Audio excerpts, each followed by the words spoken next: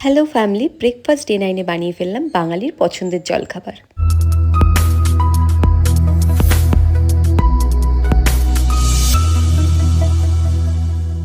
এখানে আটা আর ময়দা মিশিয়ে ডো বানাচ্ছি। আমি অল্প চিনি, স্বাদমতো নুন আর একটু তেল দিয়ে ভালো করে ডোটা মেখে নেবো। অপোজিটে আলু যেটা ছিল ভালো করে ধুয়ে নিলাম ফার্স্টে, ডুমো ডুমো করে কেটে, দেন আলুটাকে প্রেশার কুকারে সিটি মেরে নিয়েছিলাম। শুধুমাত্র কালো জিরে, একটু আদা, দুটো কাঁচা লঙ্কা চিরে আজকের এই রান্নাটা। তো ফার্স্টে একে একে সমস্ত কিছু দিয়ে সেদ্ধ করা আলুটা আমরা কড়াইতে দিয়ে দেবো। একটুখানি অল্প নেড়ে চেড়ে নেব, বেশি নাড়তে হবে না, কারণ অলরেডি তোমার আলুটা সেদ্ধ করা ছিল, টাইমটাও এতে আমাদের সেভ হবে।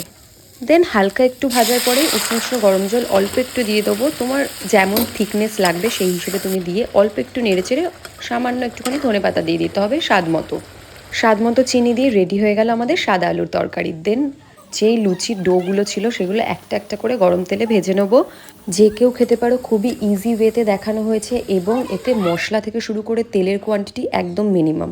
আর যারা খেতে ভালোবাসো, গ্যাস অম্বলের ভয়ে খাও না, তারা কিন্তু এরকম কাঁচা লঙ্কা চিড়ে ইজিলি অল্প তেলে রান্না করে খেয়ে দেখতেই পারো। আগে লুচি আর সাথে সাদা আলুর তরকারি হলে তো রবিবারের সকালটা জমে যায়। তোমাদের কেমন লাগে অবশ্যই কিন্তু আমাকে কমেন্টে জানাবে। আজকের জন্য টাটা।